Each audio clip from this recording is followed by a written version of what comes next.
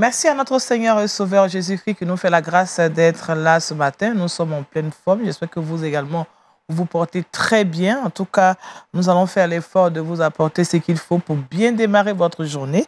Et nous sommes avec le pasteur Doubi François. Shalom, pasteur. Shalom, ma sœur Daniel. Ça va très bien? Ça va très bien par la grâce de Dieu. Merci. Vous avez des couleurs très gaies hein, aujourd'hui. Donc...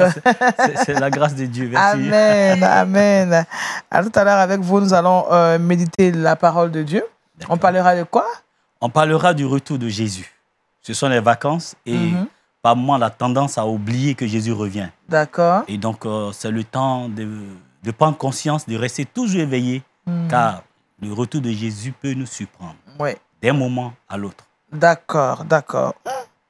Jésus revient bientôt. Laetitia. Donc, nous prions. Ok, chacun de nous se prépare. C'est ça, il faut qu'on se prépare. On doit se préparer activement. Merci, pasteur. Ce sera donc pour la rubrique Méditons ensemble.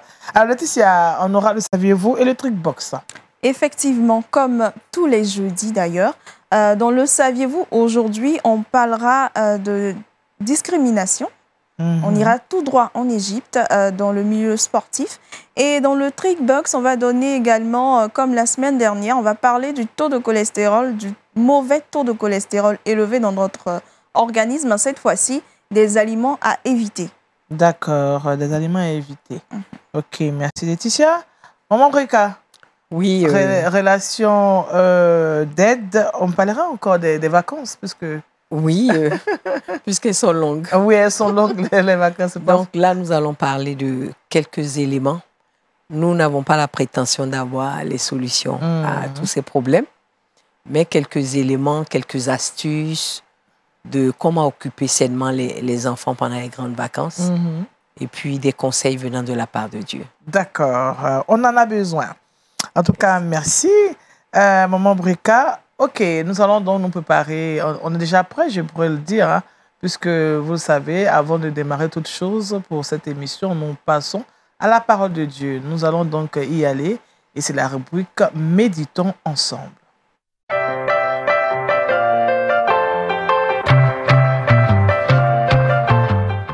Jésus revient bientôt. Es-tu prêt? Je pense que c'est le thème fort de ce matin. Le test d'appui, nous avons deux tests, 2 Pierre chapitre 3, le verset 1 à 4 et le verset 9 et 10. C'est ça, pasteur? Exactement. D'accord. Comment c'est vous qui allez répondre à cette question, hein? Mais c'est nous qui répondons à la question. La parole de Dieu va répondre à cette question. Ah, d'accord. Et puis aussi, la parole de Dieu nous pose la question et c'est à nous de répondre. Ok. Voilà. Es-tu prêt? Jésus revient bientôt. Es-tu prêt? Oui. Donc, chacun doit donner une réponse. Ok, ok. Quelqu'un va dire, mais comment on est prêt même? Comment on se sent prêt? Au travers de la lecture de la parole de Dieu, de la lumière de la parole de Dieu, tu sauras si tu es prêt ou pas. D'accord. Voilà. Alors, on écoute la parole de Dieu. Nous lisons ensemble 2 Pierre chapitre 3, verset 4, à partir du verset 1 et 4 et 9 et 10. Voici déjà, bien-aimés, la seconde lettre que je vous écris. Dans l'une et dans l'autre, je cherche à éveiller par des avertissements votre saine intelligence, afin que vous vous souveniez des choses annoncées d'avance par les saints prophètes et du commandement du Seigneur et Sauveur enseigné par vos apôtres, sachant avant tout que, dans les derniers jours, il viendra des moqueurs avec leurs railleries, marchant selon leur propre convoitise, et disant, où est la promesse de son avènement? Car depuis que les pères sont morts, tout demeure comme dès le commencement de la création. Verset 9, 10. Le Seigneur ne tarde pas dans l'accomplissement de la promesse, comme quelques-uns le croient, mais il use de patience envers vous, ne voulant pas qu'aucun périsse, mais voulant que tous arrivent à la repentance. Le jour du Seigneur viendra comme un voleur. En ce jour, les cieux passeront avec fracas, les éléments embrasés se dissoudront, et la terre avec les œuvres qu'elle renferme sera consumée. Le thème que j'ai proposé à ce passage, c'est Jésus revient bientôt. Es-tu prêt? Si tu n'es pas prêt, à partir de ce matin, cherche dès maintenant à régler ta vie avec le Seigneur Jésus. Ainsi, tu attendras avec joie le retour de Jésus. Amen. Ce passage est une lettre écrite par l'apôtre Pierre, l'un des disciples de Jésus, adressée aux églises qui étaient dispersées dans l'Asie mineure. Et cette lettre était adressée à des églises qui étaient composées des Juifs et aussi des païens convertis. Les païens convertis. Donc, si nous voulons voir, nous, aujourd'hui, nous les Ivoiriens, nous sommes des païens convertis. Ceux qui ne sont pas juifs, à cette époque, étaient appelés des païens. D'accord. Aujourd'hui, le vocabulaire a changé. Oui. Donc, cette lettre s'adressait à eux. Et Pierre voulait réveiller leur conscience. Il voulait les emmener à ne pas perdre de vue l'essentiel de la vie chrétienne que nous menons sur cette terre.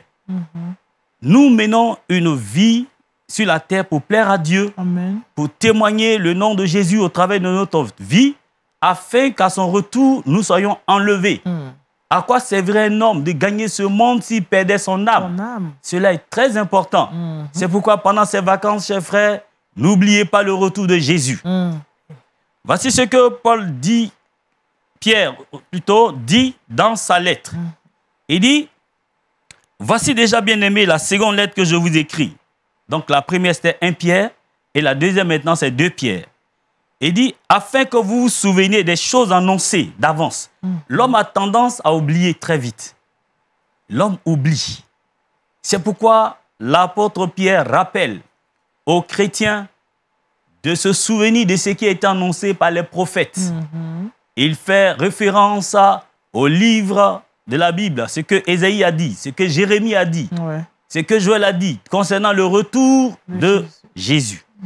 Et ce que Jésus lui-même a dit, ce que Pierre a dit, Jésus l'a témoigné qu'il revient bientôt. Je vais vous préparer une place dans Jean chapitre 14 et je reviendrai. Et ensuite, les apôtres ont témoigné, ont parlé du retour de Jésus. Donc, cela a été relayé par plusieurs générations. Et Pierre va dire ceci.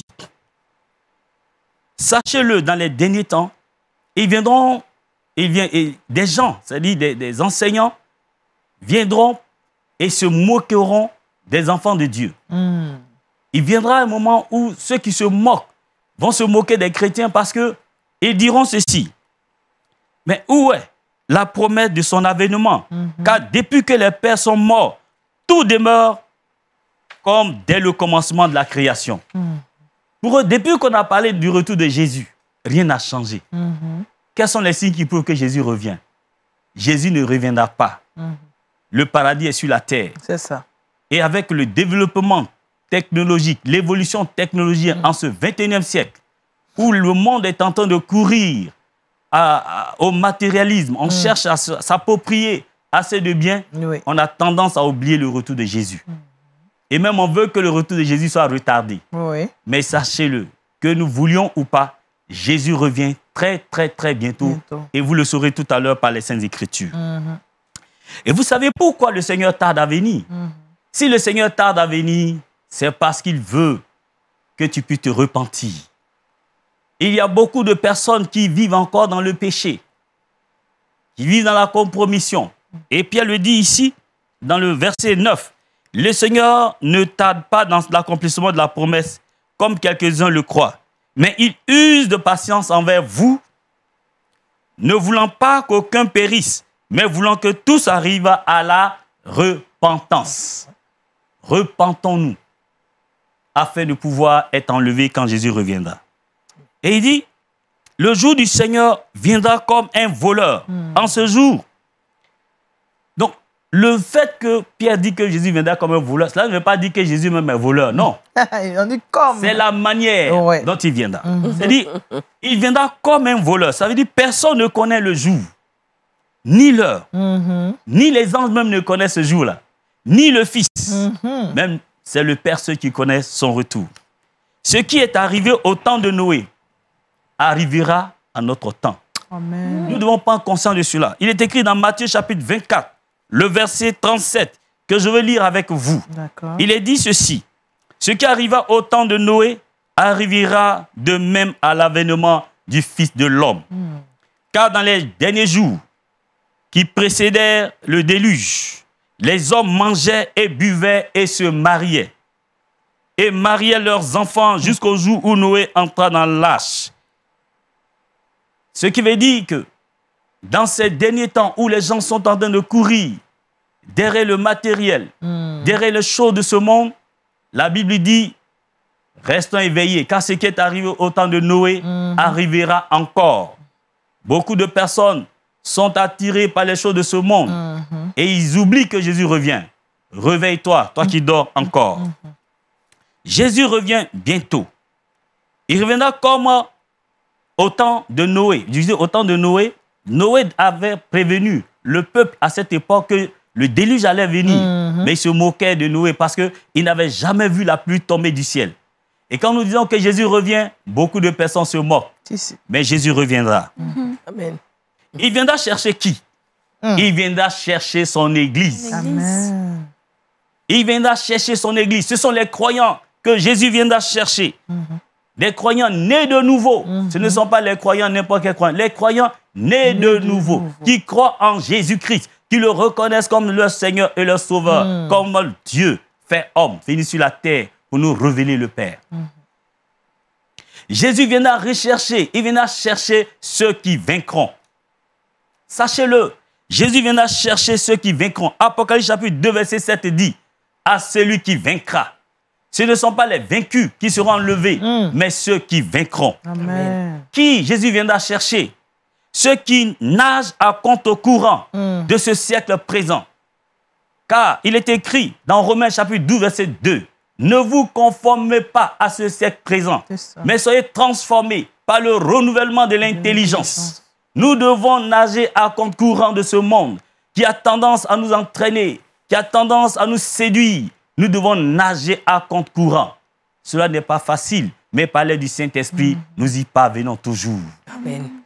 Jésus viendra chercher les croyants nés de nouveau. Il viendra chercher ceux qui sont violents contre les désirs charnels. Ceux qui sont violents contre les désirs charnels. Une fois, il y a une sœur qui parlait ici de l'ennemi du chrétien.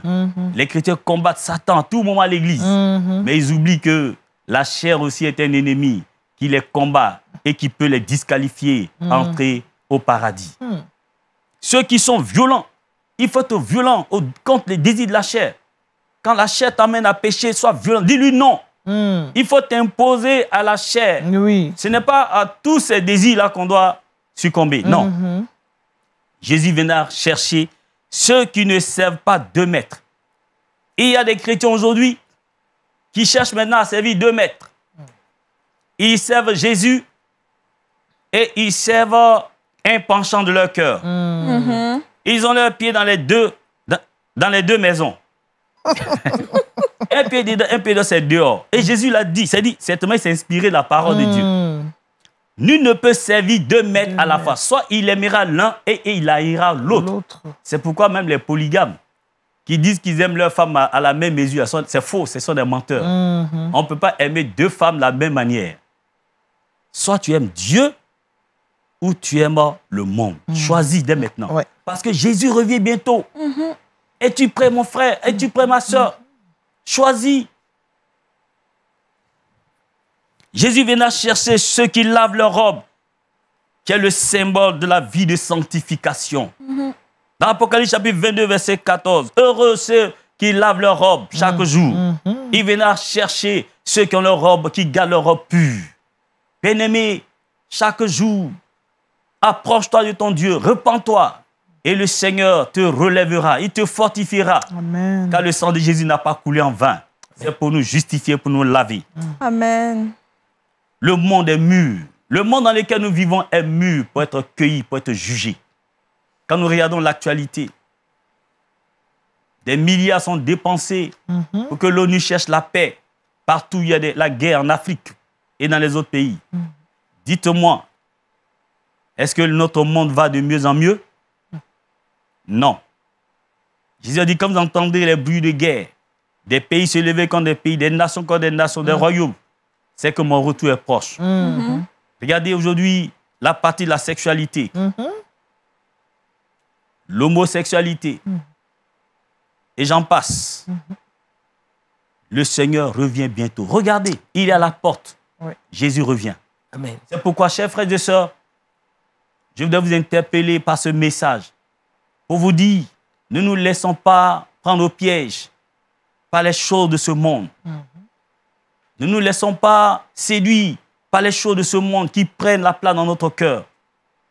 Mais regardons à Jésus-Christ qui reviendra bientôt pour nous chercher. Amen. Ainsi, nous serons consolés, nous serons dans la joie pour l'éternité avec lui dans le ciel. Amen. Que Dieu bénisse au nom de Jésus. Amen. Amen. Merci, pasteur. Jésus revient bientôt. Es-tu prêt? La question est posée. Je pense qu'à travers ce que le pasteur vient de nous dire, nous devons vraiment faire, je peux dire, un retour en arrière et puis revoir notre vie.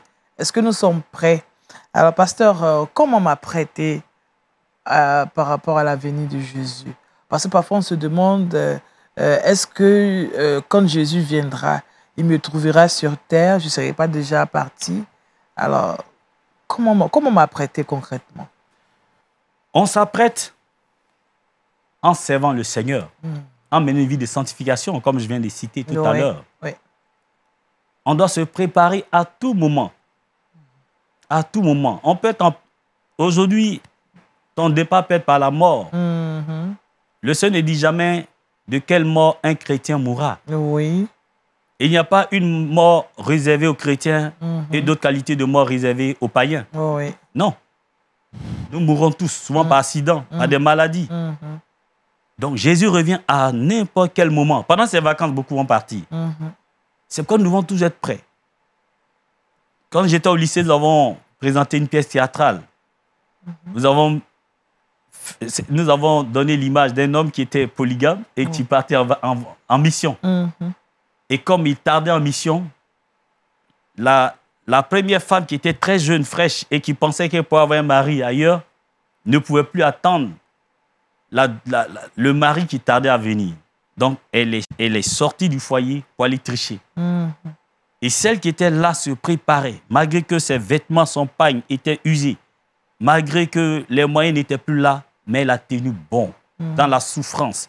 L'amour pour son mari l'a mené à tendre et à veiller sur les enfants. Mais la jeune, elle s'est recherchée avec d'autres jeunes du dehors, jusqu'à ce que le mari vienne trouver cette femme fidèle en train de l'attendre. Et quand il est venu, il a reconnu que c'est elle qui méritait rester avec lui. Ça, c'était une image que nous avons présentée. C'est ça. Donc, on se prépare en faisant ce que notre Père aime. C'est ça. Et quand nous faisons ce qu'il aime, nous avons toujours la joie. Amen. Le Saint-Esprit vient dire à notre esprit que nous sommes enfants de Dieu. Amen. Le Saint-Esprit est notre baromètre. Il vient toujours pour nous avertir. Quand tu pêches, il te dit tu as péché et tu te repens aussitôt. Mais ceux qui vivent dans la désobéissance continuellement se sont rendus sourds à la voix du Saint-Esprit. Ils n'entendent plus rien. Ils sont sourds. C'est ça. C'est le moment de se réveiller. Repens-toi et reviens au Seigneur et tu relèveras. Amen. Amen. Merci, pasteur. Maman Breka, une question, ça va? Non, ça va, merci. Ça va. Alors, préparons-nous à vraiment rencontrer le Seigneur. Merci en tout cas, pasteur, il n'y a rien à dire. On va prier. C'est tellement que quelqu'un nous regarde et ce n'est pas facile en ce moment. On va prier que Dieu nous aide à être prêts le jour où nous devons partir. Notre Dieu et notre Père, nous te bénissons parce que tu ne cesses de nous prévenir. Tu ne cesses de nous interpeller par ta parole. Jésus, tu reviens bientôt et ton retour sera comme un voleur. Nous ne connaissons ni l'heure ni le jour, mais tu viendras d'un moment à l'autre. Nous te prions, Seigneur, de nous aider, d'aider chaque enfant de Dieu, ceux qui sont encore dans le monde, qui vivent dans le péché. Merci, Seigneur, de les ramener à toi. Merci de réveiller la conscience de l'Église pour que, oh Dieu, chaque frère et sœur soit, Seigneur, engagé dans ton œuvre, avec une vie de sanctification, à fuir, Seigneur, cette vie de duplicité, en suivant plusieurs dieux à la fois. Seigneur, s'il te plaît, ramène ton Église à la vérité. Ramène ton Église à la lumière, pour que l'Église se mette à prier, pour crier à Dieu. Jésus revient car nous t'attendons. Car aujourd'hui, les choses du monde ont tellement pris notre cœur que nous ne cherchons même plus ton retour. Seigneur, viens à notre secours. Délivre-nous de cette vie charnelle et sauve ton Église. Dans le nom précieux du Seigneur Jésus, j'ai prié. Amen. Amen. Jésus revient bientôt. Es-tu prêt? Soyons prêts pour l'avènement de Jésus. Merci, pasteur Doubi. Nous allons maintenant passer à autre chose. Il s'agit de voyager un peu avec Laetitia. C'est la rubrique « Le saviez-vous »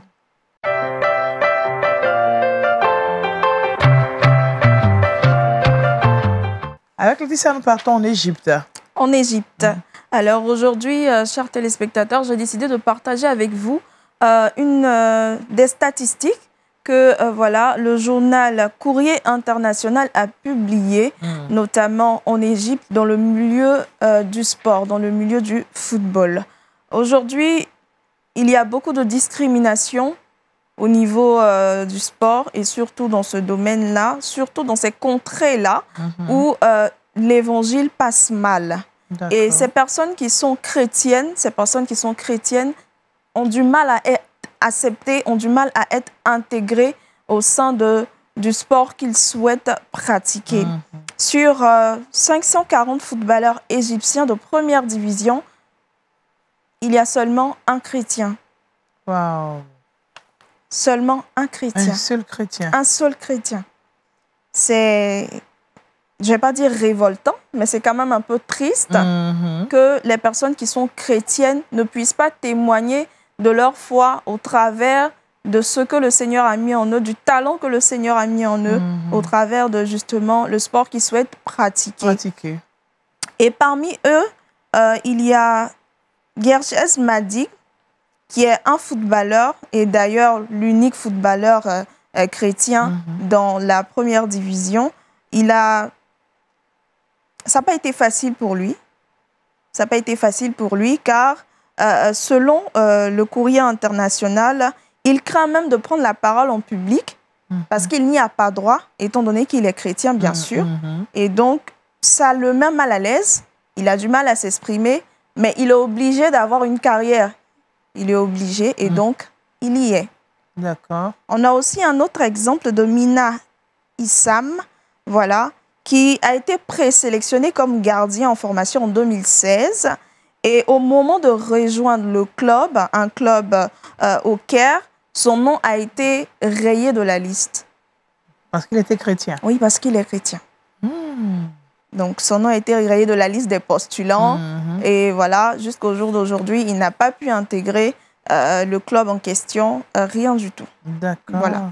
Et donc, ce sont ces statistiques-là que le journal a publiées pour dire qu'aujourd'hui, seulement 12 footballeurs chrétiens ont été recrutés en 30 ans en Égypte. Oh, parce que ça, c'est la haute persécution. Oui, effectivement. Il y a ce qu'on a dit sur des événements que nous avons vus dans les derniers temps. Et même quand l'Apocalypse dit que quand il y aura le signe 666, c'est lui qui n'aura pas ce signe, ne pourra pas entrer au supermarché. Il y avait des eschatologues qui disaient que c'est quand l'Église sera enlevée que ces choses seront vécues. Mais on se rend compte que nous connaissons ces réalités maintenant. Oui, au fur et à mesure, les choses se passent. Ce n'est pas écrit, mais le fait que tu sois chrétien, c'est comme si... On avait péché quelque part. C'est un crime d'être chrétien. Vraiment, c'est... Oui, parce que moi, j'ai un ami qui vit en France qui me disait, tu es plus fier de dire que tu appartiens à une loge que de dire que tu es chrétien. Donc, quand sa femme devait aller à l'église entre midi et 2, elle disait qu'elle allait marcher un peu ou bien faire du sport, des choses comme ça. Mais c'est-à-dire que tu ne peux pas dire à tout le monde, tu ne peux pas, comment on appelle, informer, claironner, comme ça que tu es chrétien. Tu ne peux pas être fier de dire que tu es chrétien. Mais par contre, les autres qui sont dans les loges, eux, ils peuvent dire qu'ils appartiennent à telle ou telle loge. Là, c'est normal. Voilà, mais quand tu dis que tu es chrétien, c'est la raillerie. Mais pasteur, je pense que est-ce que c'est une raison pour qu'on cache sa foi? Jamais. Pas comme cet Égyptien qui est le seul. Jamais. Le seul chrétien dans la sélection. En première division. Si vous voyez que les chrétiens sont combattus, c'est parce qu'ils suivent la vérité. C'est ça qu'il faut comprendre. C'est parce qu'il est sur le chemin de la vérité qu'on l'empêche ou qu'on l'étouffe. Et ceux qui sont dans le faux sont sur le chemin qui est large. Le chemin étroit est le chemin qui mène à la vie éternelle. Amen. Vraiment que nous prions que Dieu les soutienne, ces sportifs, parce que vraiment je suis touchée. Quand on voit qu'aujourd'hui, dans certaines contrées, il y a beaucoup plus de sportifs, beaucoup plus de footballeurs, que ce soit des basketteurs, qui affirment leur foi chrétienne sur le terrain. Voilà, et que dans d'autres contrées, c'est vraiment alarmant. Voilà, c'est alarmant. Vraiment. Et même quand, à l'exemple de Mina Issam, il y a un des recruteurs qui a affirmé à son père qu'il ne va pas prendre son fils, même s'il est le meilleur. C'est-à-dire que s'il n'y a personne qui est meilleur que c'est lui seul, il ne va pas le prendre. Tout simplement parce qu'il est chrétien. Parce qu'il est chrétien. Même ils ont refusé même de prendre un enfant en 2017 là, qui devait intégrer une école de formation parce qu'il avait une croix de Jérusalem sur le poignet. Simplement. Voyez-vous ça? Quelle discrimination. Comment est-ce qu'un Dieu peut demander de tuer celui qui croit en Jésus? Une religion qui pense qu'on doit tuer celui qui pense que Jésus est le Fils de Dieu. Pourtant, on est libre de penser. Et en même temps, la religion nous dit que si vous ne comprenez pas certaines choses, adressez-vous aux hommes de l'Évangile. Ah, c'est dur. Voilà. Vraiment, c'est des sujets de prière. Nous devons vraiment adresser des prières à Dieu pour cette frange de la population mondiale qui est vraiment persécutée, qui vit la discrimination. Surtout dans le sport, c'est quand même pas facile. C'est quand même pas facile, franchement. Ça nous attriste un peu. En même temps, on se rend compte qu'on a beaucoup de chance, nous, de pouvoir proclamer que Jésus est Seigneur, de pouvoir être assis sur un plateau de télé et dire au monde entier que Jésus est Seigneur, que Christ est mort à la croix pour nous. Franchement, c'est une grâce. C'est une grâce. Et donc, nous devons, à notre tour, être des porteurs de l'Évangile, être des gagneurs d'âme. À la prochaine, pasteur. En tout cas, Laetitia est évangéliste. Après l'émission, là, je vais voir ce que on va voir. Comme le pasteur, là, maman Breka. On va voir, on va tenir un petit comité. Amen. Vraiment, c'est une grâce. Merci beaucoup, Laetitia. Travaillons et luttons. Prions surtout. Parce que Jésus revient bientôt. C'est le plus important. C'est ça. Merci, Laetitia. À présent, nous allons aider les plus faibles et c'est la relation d'aide.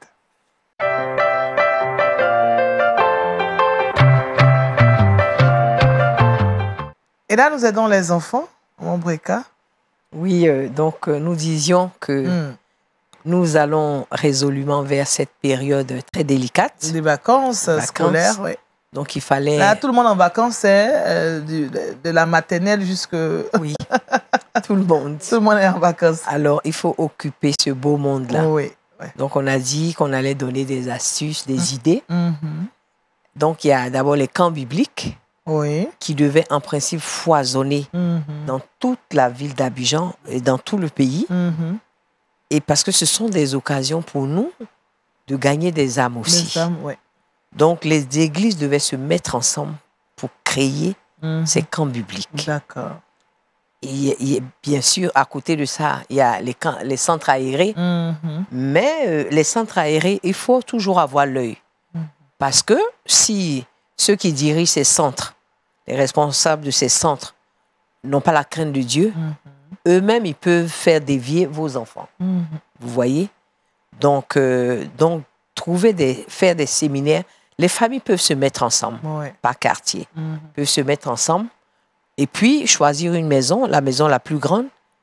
Et puis, faire des jeux là-bas. Des jeux bibliques, des quiz bibliques, des jeux capital pays, de connaissances générales. Et puis, on peut les former à comment se tenir, comment on appelle, devant un public, comment parler à un public. Des cours d'initiation. Un peu de coaching. Oui, des cours d'initiation à l'anglais, à l'informatique, le sport, sport égale santé. Et puis, on peut aller à la découverte des talents. Parce que des enfants ont des talents cachés. Donc, on peut aller à la découverte de ces talents-là en créant des ateliers de peinture, de vernissage, de décoration. On fait tous ces jeux-là pour découvrir ces talents. Et puis, petit à petit, les mettre en valeur Parce que Dieu a donné à chacun de nous un talent. D'accord. En plus de l'intelligence d'aller à l'école, si on a ce talent en plus, donc la musique, pour découvrir des musiciens talentueux. Donc, il y a toutes ces choses, même si on n'a pas d'argent, pour aller dans les centres bibliques, peut-être qu'on trouve cher, mais ça peut se faire par quartier. On peut s'entendre. Vous voyez, la vie chrétienne n'est pas une vie individuelle. Si le salut est individuel, mais la vie chrétienne, elle, n'est pas individuelle. Elle est communautaire parce que on doit s'entraider, se tenir les coudes, aller de l'avant. Donc, les gens mettent de l'argent ensemble et puis ils vont faire des découvertes. Ils peuvent sortir, aller sur Assini, ce sont leurs enfants. Et eux-mêmes aussi, ils devraient trouver du temps, comme j'ai dit, de qualité pour les enfants. C'est-à-dire, quand les enfants sont en vacances, on doit faire en sorte que nous aussi, nous soyons en vacances.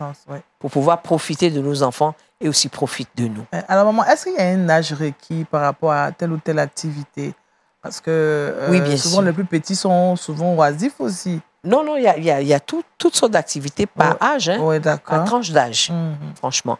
Eux, ils vont faire du coloriage, ils vont faire ils ont des quiz bibliques en dessin qui colorient tout ça. Non, ça existe. D'accord. Ça existe. Mais avant nous, quand on était en vacances, on partait au village, on partait apprendre à parler la langue maternelle. Oui, comme je disais, on n'a pas besoin de se déplacer jusque vers le village pour apprendre la langue. Mais sinon, on peut aller au village. Parce qu'aussi, on a eu des surprises désagréables en laissant les enfants seuls aller au village. Oui. J'avoue, le retour n'était pas forcément bon. Mais il faut être avec les enfants. Donc, on n'a pas besoin de forcément se déplacer. Si on se déplace, c'est tant mieux. Mais sinon, nous-mêmes, nous devons apprendre notre langue à nos enfants. Ils doivent savoir parler leur langue. Comme je vous disais la dernière fois, ne pas parler sa langue, c'est un handicap. Ça veut dire que tu n'es pas complet. C'est ça. Tu n'es pas équilibré. Parce que tu parles, par exemple, moi, ma mère parlait à mon fils, et puis il me dit, mais qu'est-ce qu'elle dit? J'ai dit, mais il faut chercher à comprendre. Oui, parce que moi, je ne suis pas ton interprète. Ah oui. Je ne suis pas interprète. Moi, c'est fort. C'est fort. Moi, je ne suis pas interprète. Moi. Je suis consultante ici, non? Mais je ne suis pas interprète. Il faut qu'il fasse l'effort. Il fasse l'effort, oui. Oui. Parce que c'est important. Donc, on a tout ça.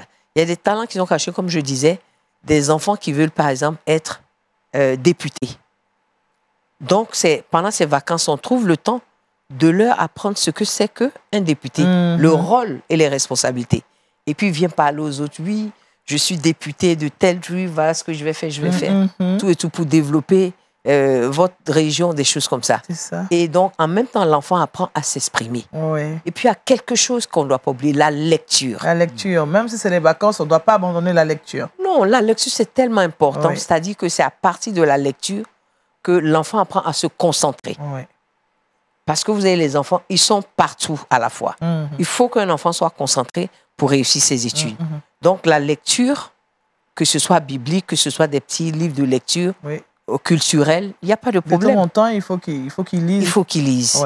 Et même sans attendre les vacances, il y a dans le programme de l'enfant, quand il est à la maison, les jours où il ne va pas à l'école, il doit faire de la lecture.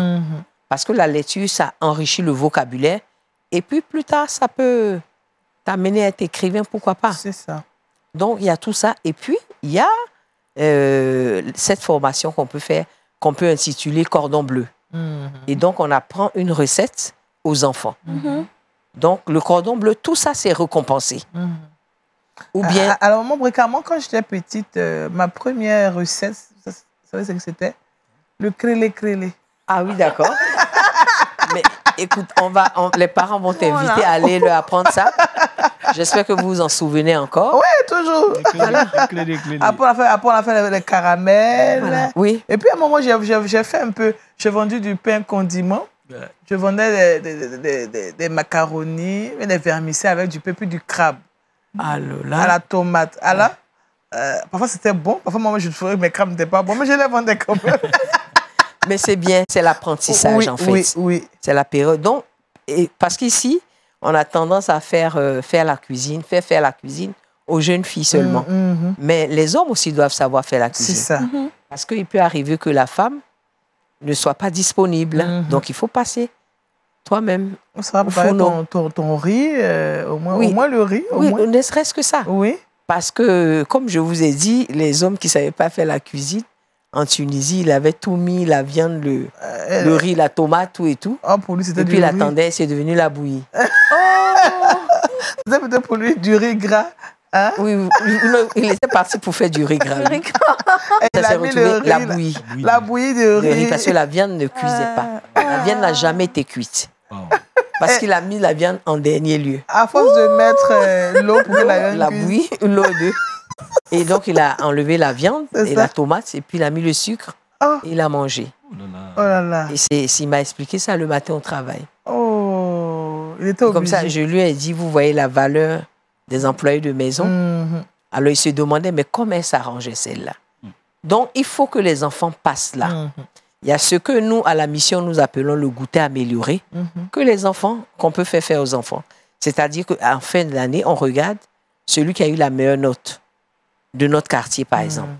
On doit les fêter. Ceux qui ont eu les diplômes, on doit les fêter. Donc, chaque famille met quelque chose ensemble. S'ils ne veulent pas mettre l'argent, même au moins, ils mettent...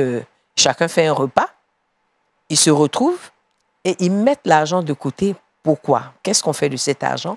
On peut faire des courses avec cet argent et puis aller faire des dons dans les quartiers précaires. D'accord. Parce qu'il faut que nos enfants apprennent à partager.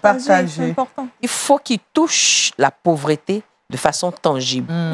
Pour savoir que c'est par pure grâce qu'ils sont là où ils sont. C'est ça. Parce qu'ils auraient pu être de l'autre côté. C'est par pure grâce. D'accord. Donc, à côté de tout ça, cette panoplie d'activités, on a les conseils de Dieu. Les conseils de Dieu. Les conseils de Dieu. Il faut pouvoir amener les enfants, la jeunesse, à une vraie repentance. Il faut éduquer la jeunesse sur la base de la parole de Dieu. Moi, Dieu m'a fait la grâce, quand j'étais converti, à mes enfants devaient être convertis. De force ou de gré. Ils devaient être convertis. Parce que j'avais vu que j'avais trouvé une perle rare. Une perle rare. Donc, le matin, à 6h moins le quart, j'étais déjà devant les chambres. Je les réveillais. Soit on se retrouvait dans la chambre des filles ou des garçons. Très court verset. Qu'est-ce que toi tu as compris? Je me souviens encore, on avait fait passer du verset de ce sont les violents qui vont s'emparer du royaume des cieux. Donc je demande à ma fille aînée, comment toi tu as compris ça? Elle dit non, mais Jean, il est trop violent. Il arrive là et puis il commence à taper les gens pour qu'on le laisse passer pour qu'il soit sauvé. Et puis j'ai dit non. En fait, c'est pas de cette violence qu'il s'agit. C'est une violence spirituelle, c'est pas physique. Donc, comme ça, au départ, ils avaient sommeil, mais ils aimaient beaucoup peuple de Dieu. Veux-tu chanter avec moi? Donc, on chantait et puis on danse. Moi, mais je sautais. Et puis un jour, le papa qui vient dit, mais je comprends pas. Elle vous fatigue. Il dit, mais je te comprends pas. Tu sais, les 5 dernières minutes avant le réveil, c'est là où le sommeil est réparateur. J'ai dit, mais depuis quand tu es médecin, toi? Moi, ce que je leur donne là, c'est plus que la vitamine. Oui. Parce que j'ai dit aux enfants, on ne peut pas sortir de la maison sans la parole de Dieu. Sans prier Dieu. Parce que c'est lui qui va nous protéger. Amen. On ne peut pas manger sans prier Dieu parce que c'est lui qui nous doit manger. On ne peut pas dormir sans penser à lui. Donc, la première pensée va à Dieu et la dernière à Dieu. À Dieu. D'accord. Donc, c'était ça. Et les enfants étaient galvanisés. Au point où les enfants, c'est vrai, ils ne sont plus ici, mais la semence est là. Elle est là, ouais. Et je me souviens que mon fils était parti en classe de 5e en France et il était chez ma cousine, sa tutrice. Parce que l'école n'allait pas bien ici et bon, le Seigneur a permis ça. Oui. Donc, il y avait une fillette, un bébé, qui pleurait parce qu'elle était malade. Alors, mon fils s'est levé, il a dit, Tata, si tu permets, je vais prier pour le bébé. Oui. Un bout de chou de 5e. Donc, il vient, il impose la main et puis il dit, Seigneur, ce n'est pas juste qu'un bébé n'arrive pas à s'endormir. Pendant que nous, les grands, nous dormons. Seigneur, fais en sorte qu'elle puisse dormir et que je chasse cette toux-là au nom de Jésus. Et puis, ils sont allés se coucher et la petite était guérie. Amen. Donc, ma cousine m'appelle, elle dit, mais c'est un pasteur que tu m'as envoyé. Alléluia. Amen. Donc, comme on a dit, c'est dès l'enfance. Le bas âge, il faut inculquer la parole de Dieu à l'enfant. verset 6. Oui, oui. Instruire l'enfant pendant qu'il est jeune pour qu'il s'attache à la parole, que la parole s'attache à lui. Alors, quand nous maîtrisons la parole, que la parole nous maîtrise, nous sommes véritablement des enfants de Dieu et nous pouvons vivre notre vie chrétienne à la gloire de Dieu. Amen. Même pendant les vacances scolaires. À tout moment de notre vie. C'est ça. Merci, maman Brika. Pasteur, vous avez dit quelque chose? Oh non, je pense qu'elle a dit l'essentiel. Non, allez-y. Elle a dit l'essentiel. En tout cas, merci. Tout le monde est abreuvé en tout cas.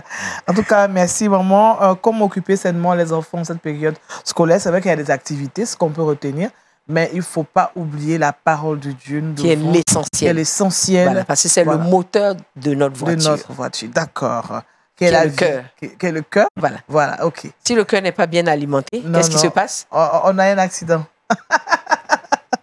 En tout cas, merci, maman Brika. Dans la parole de Dieu, je veux terminer quand même pour dire un petit mot. Rapidement. Voilà. Donc, la parole de Dieu, on l'appelle aussi la main de la parole.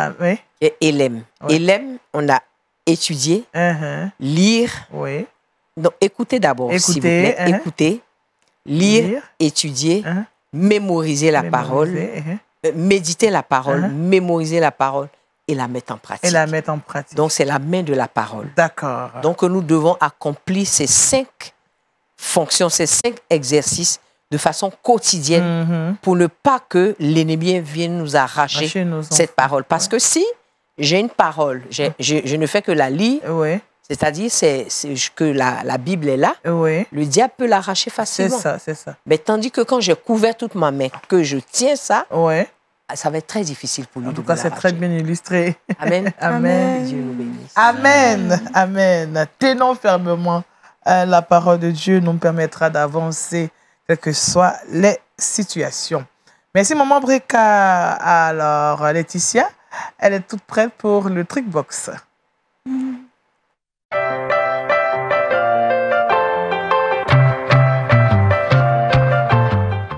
Alors, Laetitia, on parle des aliments à éviter en cas de mauvais cholestérol. Quand on va à l'hôpital, qu'on dit qu'on a du mauvais cholestérol, c'est qu'il ne faut pas manger. C'est qu'il faut fuir même. C'est qu'il faut fuir même. Quand on va à l'hôpital, on a posé un diagnostic, on dit, écoutez, votre taux de cholestérol est trop élevé dans votre organisme, le mauvais cholestérol est là. Alors, la première des choses à éviter comme aliment, ce sont les produits laitiers. OK. Le lait, le fromage, le beurre, la crème, parce que voilà, ce sont des matières grasses qui ne sont pas forcément saines. Voilà. Deuxième aliment à éviter, les viandes. Les viandes. Les viandes, telles que les viandes transformées, par exemple, les saucisses, les hamburgers. Il y a tellement de matières grasses dedans, saturées, qui ne sont pas bonnes pour le cholestérol, pour notre bon cholestérol, et pour que le taux de cholestérol qu'on a encore puisse diminuer, on ne va pas rajouter ces matières grasses qui ne sont même pas utiles pour notre organisme. C'est ça. Troisième aliment qu'on va éviter, ce sont les aliments transformés, tels que les plats déjà prêts, les desserts déjà faits. Voilà. On ne sait pas véritablement les compositions, ce qui est rentré en ligne de compte pour que ce produit-là soit prêt au frais dans un hyper ou un supermarché. Donc, on va éviter tout cela. Il serait bien de pouvoir cuisiner ce que nous-mêmes nous allons manger. D'accord, à la maison. Il serait bien aussi, et surtout, ce qu'il faudrait faire, c'est de suivre les conseils des médecins. Suivre à la lettre les conseils des médecins pour pouvoir réduire, franchement, le taux de mauvais cholestérol dans notre organisme. Voilà. Donc, les aliments à ne pas consommer, les viandes transformées, les produits laitiers et également les aliments transformés tels que les saucisses, les desserts, les salades déjà confectionnées, les repas tout prêts, la pizza et tout ça. Il faut éviter au maximum lorsque notre santé, notre cholestérol n'est pas bon. D'accord. Il faut surtout manger bio aussi. Manger bio. Respecter les consignes des médecins. C'est très important. C'est ce qu'on va manger aussi. Quoi ça? Sauce gnagna. Sois béni. Amen. C'est béni? La ça, sauce c'est une sauce phare. C'est ma sauce préférée, franchement. De poisson sec. Poisson sec. Qu'on appelle le maï fumé sec. Wow. C'est jeter dedans comme ça. Un peu dedans comme ça. Pasteur, ça là, c'est le paradis. Ça réduit le mauvais cholestérol. Ou bien, pasteur? Oui, c'est vrai. Je vais faire l'expérience. Ouais, faut boire la sauce. C'est très bon. C'est très bon pour la santé. C'est très bon. Cette sauce-là, je l'affectionne beaucoup, particulièrement. Sauce, un peu de piment, quand on mange, mais on coule un peu. On donne l'appétit à ceux qui nous regardent. On ne va pas le prendre au petit déjeuner quand même. On peut le prendre au déjeuner. Non, mais à tout moment, je pense. Oui. Parce que par exemple, les Chinois mangent du riz le matin. Oui, donc à tout moment, on peut prendre notre sauce gnognon. Bon, c'est un repas bio. C'est un repas bio, c'est bon. C'est léger et puis c'est bon pour la santé. Alors Laetitia, on aura notre verset Boussa. Alors c'est Luc 21, le verset 36 qui dit ceci. Veillez donc et priez en tout temps, afin que vous ayez la force d'échapper à toutes ces choses qui arriveront et de paraître debout devant le Fils de l'homme. Amen. Amen. Jésus revient bientôt. Es-tu prêt? C'est le thème de notre méditation aujourd'hui avec le pasteur Doubi. Merci beaucoup, pasteur, qui nous a interpellés. Je vais vous donner les textes de Pierre, chapitre 3, versets 1 à 4 et 9 à 10. Merci à Maman Breka, qui nous a donné quand même quelques activités à faire pour les enfants en cette période de vacances scolaires. Il faut vraiment prendre en charge nos enfants, même s'ils sont en vacances, surtout. Il ne faut pas occulter la parole de Dieu qui est essentielle pour notre vie. Parce que Jésus revient bientôt, tout le monde doit être prêt. Bientôt, oui. Même les enfants, à la maternelle, tout le monde doit être prêt. Oui. Merci aussi à Laetitia pour ces informations, surtout en Égypte où vraiment la discrimination des chrétiens est fortement observée. Et puis, surtout dans le milieu sportif. Le milieu sportif. Et puis, le dernier point, le gnagnan, mangez souvent le gnagnan. Ça va vous diminuer le cholestérol, le mauvais cholestérol.